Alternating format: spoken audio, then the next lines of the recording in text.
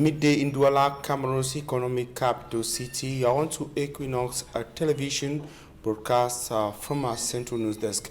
Ladies and gentlemen, welcome to this bilingual edition of information. The first part is in the French language with Julien Berthe-Pissa. Julien Berthe-Pissa, good afternoon. Bon après-midi à vous, Formi Armstrong Sanda. Mesdames et messieurs, bon après-midi. Merci de choisir Equinox Télévision pour vous informer. D'abord, les images de cet incendie qui s'est déclaré aux premières heures de la matinée au quartier Balebon, c'est à Pendia, dans le département du Mungo. Les flammes ont consumé un studio photo, salon de coiffure, bar et plusieurs maisons d'habitation. Aucune perte en vie humaine n'est à déplorer, mais d'importants dégâts matériels sont enregistrés. Écoutons quelques riverains au micro de Jacques Enomolon. Aux environs de 2 heures, oui, et ça a pris pour ce compartiment. On a débattu, on a combattu, et puis bon, nous sommes arrivés à bout. Dieu merci, il y a eu peut-être juste du matériel, mais la vie humaine a été sauvée. Et malgré que 3 de nos collègues sont à l'hôpital, on a fait l'essentiel, et le pire a été derrière nous. Le feu avait déjà pris mon lit. Hey, hein? Je suis sauté sur le lit. Mais je veux arrêter le lit, mon téléphone était en bas de la mousse. Même le temps de prendre ce téléphone-là, l'idée ne m'est pas venue. Voilà qu'à ma grande surprise, je me place dehors, je vois les gens sont pleins dehors. Le feu, fire. Moi aussi je me mets à crier, fire. Je n'avais pas de possibilité à prendre quelque chose, rien, ni à faire de rien.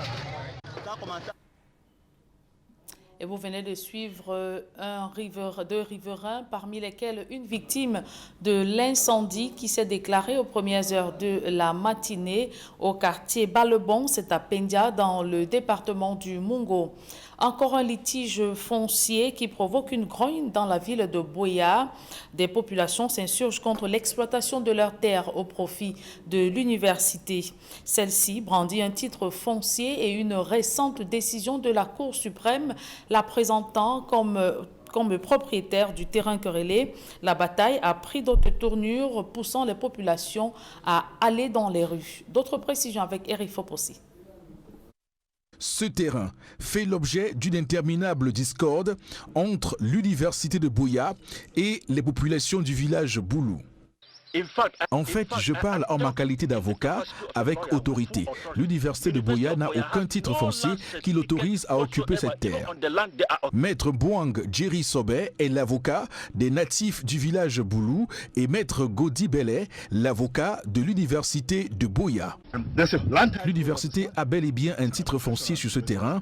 L'une des copies est à ma possession et l'autre est aux autorités de l'université de Boya. Même le président Paul Biya ne peut venir prendre ce terrain parce qu'une procédure est en cours. Des positions diamétralement opposées au cœur de ce litige foncier. Tout ce que l'université de Boya fait est une fraude.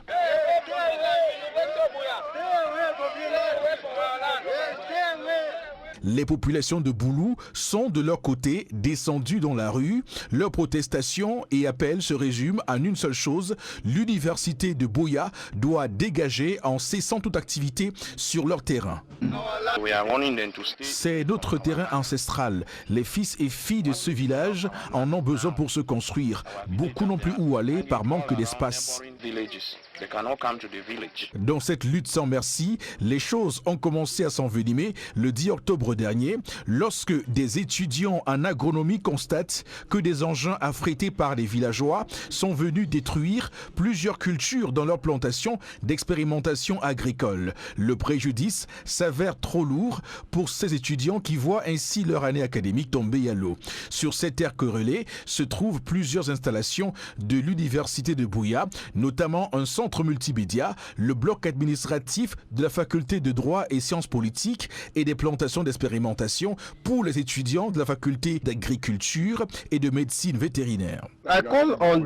J'appelle le corps étudiant à organiser une manifestation pacifique. Ils appellent déjà et me posent des questions. Monsieur le Président, que faisons-nous? Je leur demande simplement de dire que tout est sous contrôle. Et je supplie le gouvernement de dire quelque chose à ce sujet.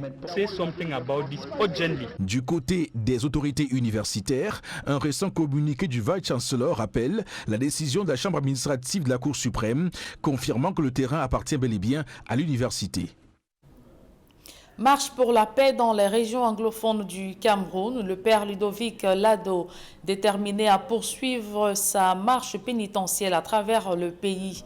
Le prêtre jésuite a été intercepté mardi dernier par la police à Edea dans la Sanaga maritime. Il revient sur les circonstances et les raisons de son interpellation dans ce reportage d'Éric Batat et Jean-Paul Chouniat. Au tout début de sa marche pénitentielle, le 12 octobre 2020, pour un retour à la paix dans les régions en guerre du nord-ouest et du sud-ouest, le prêtre jésuite Ludovic Lado est interpellé à Edea. Ils nous ont bien sûr demandé l'objet de notre présence dans la région et je leur ai expliqué que j'étais en pèlerinage. Leur problème, c'était même pas que j'occupais la voie publique, mais que je n'avais pas d'autorisation et que j'en avais besoin parce que ils avaient besoin de me protéger. On nous amène au poste de police d'Edea. Arrivé au poste de police, ils nous séparent parce que ceux qui m'accompagnaient pour des raisons logistiques, ils étaient au nombre de 2 et 3. Et ils nous auditionnent individuellement. Et après l'audition, ils nous embarquent en direction de Yaoundé. Au commissariat de Boumiébel, où le prélat est conduit, il est auditionné sur les motivations profondes de sa marche. La police cherchant à identifier la cause funeste que servirait le père Ludovic Lado. Le cas de Maurice Kamto, d'ailleurs, pendant l'interrogatoire, nous a clairement demandé si on marchait pour lui. Je leur ai clairement signifié que les événements du 22 septembre sont venus bien après l'annonce de mon pèlerinage. Et donc ça n'avait rien à voir, mais ils ont insisté sur est-ce que c'est politique? Est-ce qu'il y a quelqu'un derrière vous? Est-ce que vous marchez pour Kamto? S'étonnant de la peur du régime de Yaoundé, face à toute initiative de manifestation publique pourtant inscrite dans la Constitution de janvier 1996, cet homme de Dieu s'indigne de la violation systématique des libertés fondamentales des citoyens dans notre pays. On ne peut même plus exprimer ses droits civiques et politiques, le droit de manifester par exemple, parce que justement ça fait peur. Évidemment la fin du règne de l'actuel président approche. Pour des raisons très objectives, l'âge et puis la longévité. Et donc, la grande bataille, c'est comment faire, bien sûr, pour conserver le pouvoir pour ceux qui sont en place et pour l'arracher pour ceux qui sont en face. Et donc, ça fait que c'est très crispé sur le plan des libertés publiques parce qu'on ne veut pas d'étincelles pouvant créer une effervescence ou un incendie politique. Relaxé en après-midi et raccompagné Manu Militari au pont de la Dibamba vers 18h, le père Ludovic Lado entend poursuivre son pèlerinage pacifique à travers le Cameroun, y compris dans les 2 régions anglophones en crise, du nord-ouest et du sud-ouest. À l'étranger présidentiel en Guinée-Conakry, les candidats sur la dernière ligne droite à 48 heures du scrutin, les partisans de ces différents candidats arpentent les rues en scandant des chants et brandissant leurs effigies. On voit tout cela dans ce reportage de nos envoyés spéciaux Emmanuel Diop et Guizogo. Ici, nous sommes dans le quartier d'Ombo de Conakry, qui est un fief de Selou Dalein Diallo, le principal adversaire du professeur Alpha Condé à l'élection présidentielle du 18 octobre prochain. Et nous parcourons les rues de ce quartier avec les militants de Selou Dalein Diallo, comme vous pouvez le constater derrière moi, qui sont véritablement en extase. Et comme on l'a aussi vu au camp Almami Samori Touré.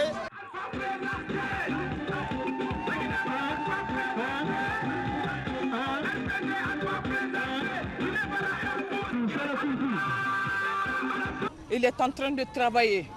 C'est pourquoi les épouses militaires et les enfants militaires ont décidé d'organiser quelque chose pour lui.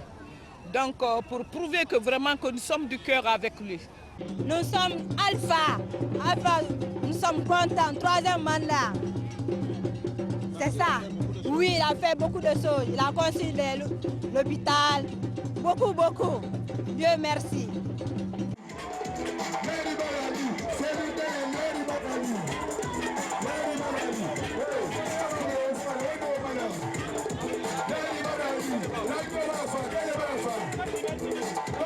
dans le camp de Cellou Dalein Diallo. On croit dur comme fer qu'il sera le prochain président de la République de Guinée, que Cellou Dalein Diallo doit gagner la présidence de Sékou Touréa pour diriger la Guinée. On en a marre de la pauvreté, on a tellement souffert dans ce pays. Depuis l'indépendance jusqu'à nos jours, maintenant là, la Guinée ne fait que souffrir. C'est un scandale géologique. La Guinée, libre indépendamment, on a souhaité pour la liberté, on va mourir dans la liberté. Je le soutiens parce que dans le FNDC, il y avait assez de leaders qui étaient avec le FNDC. Où ils sont aujourd'hui? Mais le seul qui est resté et qui a eu le courage de continuer cette lutte. Vous pensez que j'irai ailleurs si ce n'est pas là-bas? Non, je suis là-bas. Alors qu'on annonce également le retour à Conakry du professeur Alpha Condé, c'est véritablement une campagne qui est partie sur des chapeaux de roue à quelques heures, à quelques jours de cette élection tant attendue. Depuis Conakry, pour Equinox Télévision, Emmanuel Job, Gizogo. Et c'est avec ce reportage de nos envoyés spéciaux Emmanuel Job et Gizogo depuis la Guinée-Conakry que nous mettons un terme à la première partie de ce journal. La seconde est en langue anglaise avec vous, Formi Armstrong Sanda. Good day once again. Once again, good day, Julian Bert Bisa. Good day, ladies and gentlemen. Thanks for joining us in the second segment of news. We begin in Buea in the southwest region of Cameroon, where women within Buea subdivision are accusing the company in charge of hydroelectric production and distribution in Cameroon of hampering the economic and human development of villages within Buea. In a protest demonstration across streets in Buea yesterday, women say villages within Buea subdivision have been for over 2 months without constant electricity supply. Mark Lefogwe tells us more in the following report.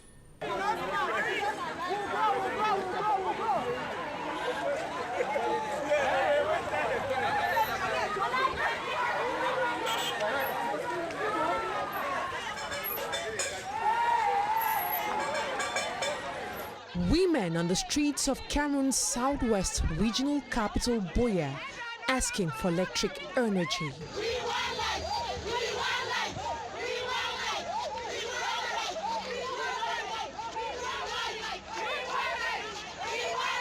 They are saying enough is enough. They are tired of poor electric energy supply and its consequences.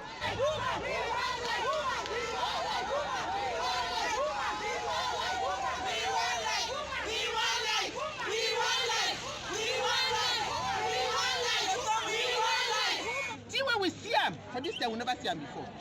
2 more today, electric, you never share for that. If you want come small so, then take her. You want come small so, then take her. See, we make we vex so they will come out. Now this time when school don't go back. Mommy do work on one time, you don't confuse. Now for iron close to picking. Picking don't have assignment. How did they do assignment? I don't work for that house they all. Wanyamango, Company, Mokunda, Last Town. Picking that they read inside candle. That they do assignment inside candle with the lamp and touch. The ones that were there for university where they say they do research. Then they work out laptop or place for every place they'll charge laptop. Yes. Especially now we're going to involve the people. Yes. So that is here that we get because we don't even know who will come for you. Either he kill you or eat if all your things done. From Wonya Emungo, Mukunde, Babuti communities, they are heading to the office of the divisional officer of Buea.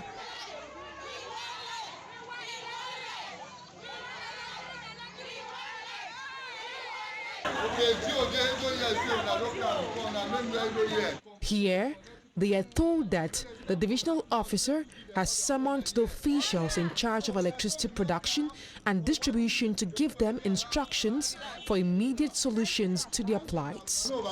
The DO's envoy begs the angry women to calm down. Here for DO and mayor where they talk. So we just go live. But the women are determined to take the matter beyond the divisional office if the DO's promised solution delays. Yes, because it don't too much. This thing don't too much.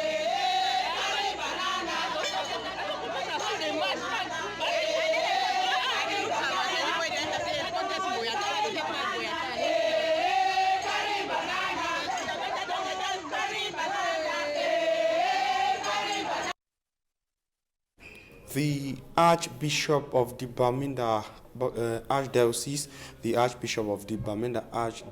who is leader of the Bamenda Ecclesiastical Province of the Roman Catholic Church, Archbishop Andrew Nkia, says every Cameroonian has in one way or the other contributed to the conflict in the northwest and southwest regions of Cameroon. Speaking in Boka village in Nguti in the Kupe Maninguba division of the southwest region of Cameroon, the Archbishop urged every Cameroonian to take it as an individual responsibility to see that there is an end to the armed conflict in the Anglophone regions of Cameroon. It should be recalled that he was speaking during a ceremony to end the year of peace that is in that part of the southwest region of Cameroon. Derek Jato completes the story. The war in the Anglophone regions. And the question now is not who has contributed to the 4-year-old war, but who has not contributed in bringing or sustaining the war. Everyone for this country, he don't contribute in one way or the other for making this crisis peace. We all have contributed in one way or the other to see that this war continue. His Grace Bishop Andrew Nkia of the Ecclesiastical Province of Bamenda tells Catholic faithfuls in Mboka, a village on Nguti subdivision, and that it is now time for everyone to start contributing towards peace. And this is how the Diocese of Mamfe took her own step towards bringing back peace. We started this center last year. We launched the Marian Year for Peace. And from this center, the whole diocese gathered together with all other Christians of goodwill from all over Cameroon to start praying to Our Lady Queen of Peace for peace to return. And I think we are seeing the fruits of this prayer.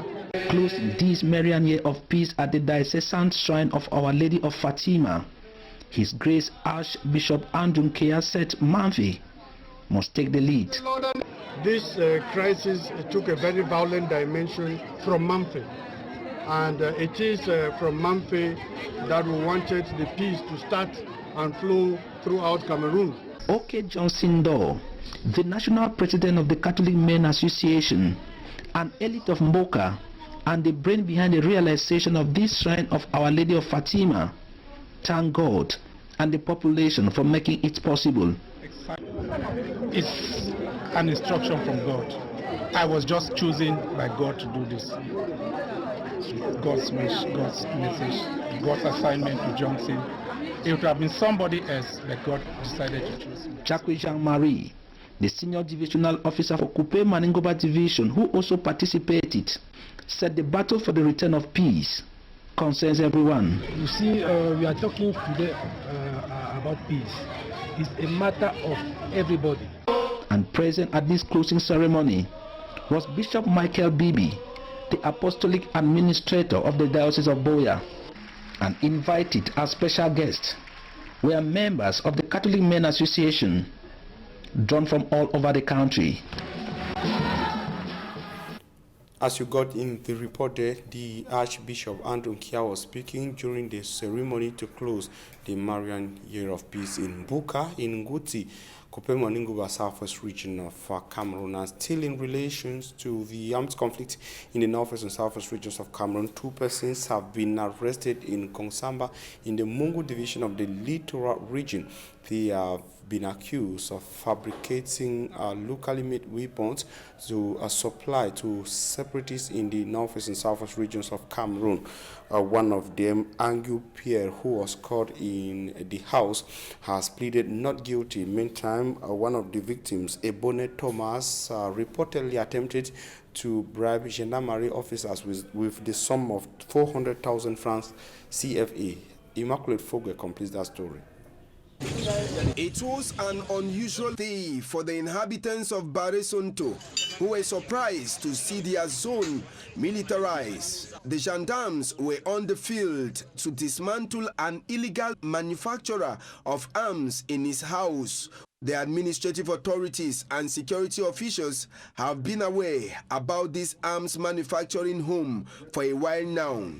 We were informed about this arms manufacturing house in Konsamba. According to the commander of the Gendarmerie Brigade north of Mongo, when the rifles and pistols are made, they are distributed to separatist fighters in the crisis-hit Anglophone regions. Our informant told us that the owner of the company recently made a trip to Limbe to distribute these guns. Surprised by the impromptu raid, the man by name Pierre refuted all of the allegations. I am a hunter and I use the gun most of the time to go hunting.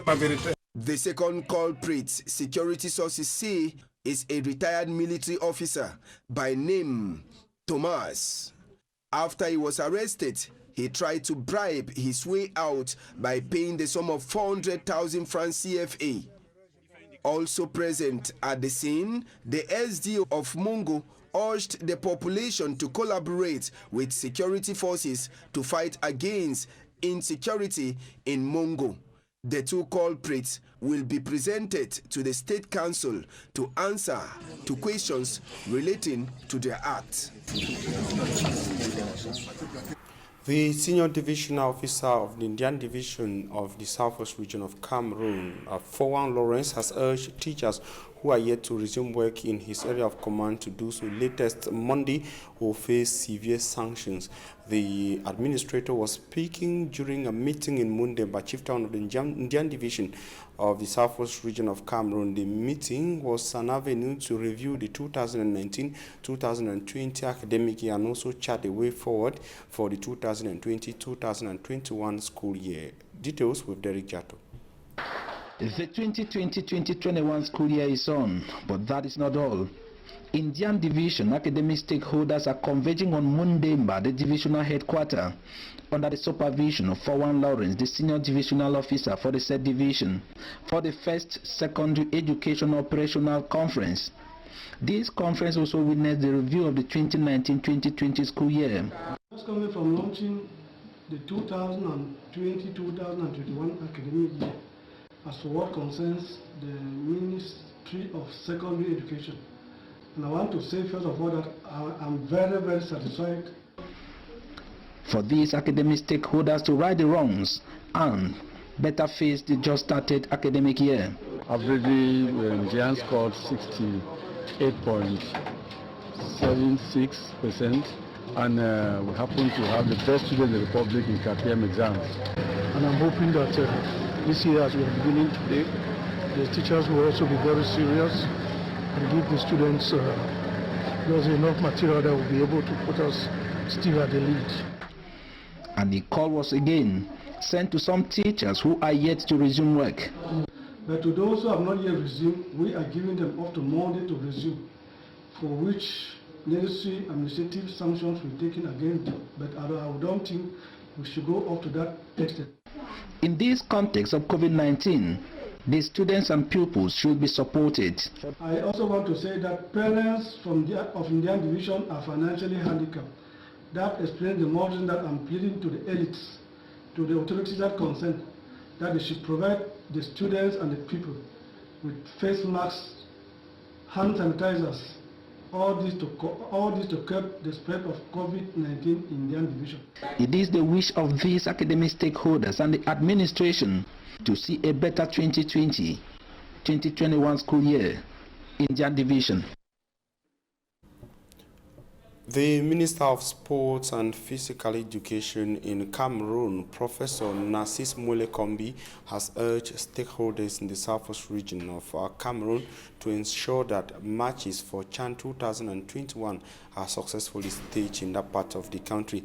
The minister was speaking while inspecting some football pitches and infrastructure to host matches and events within the context of CHAN 2020 in the Southwest region of Cameroon. Cameroon. We shall be coming back to that story with Davison Maimo in subsequent editions of News on Equinox Television. Meantime, we thank you for your very kind attention. At 6 p.m., you shall be having a full newscast in the English language, and at 8 p.m., a full newscast will be coming up in the French language. Julien Bed-Bisa and I will be back here on Monday at 7 a.m., God willing. Julien, see you on Monday and have a nice weekend. Rendez-vous lundi 7h, s'il plaît à Dieu. Formi Armstrong Sanda, je vous souhaite également un agréable week-end. Mesdames et messieurs, merci de votre aimable attention. Retrouvez Flavien Vallondongo et toute son équipe pour votre quotidien santé.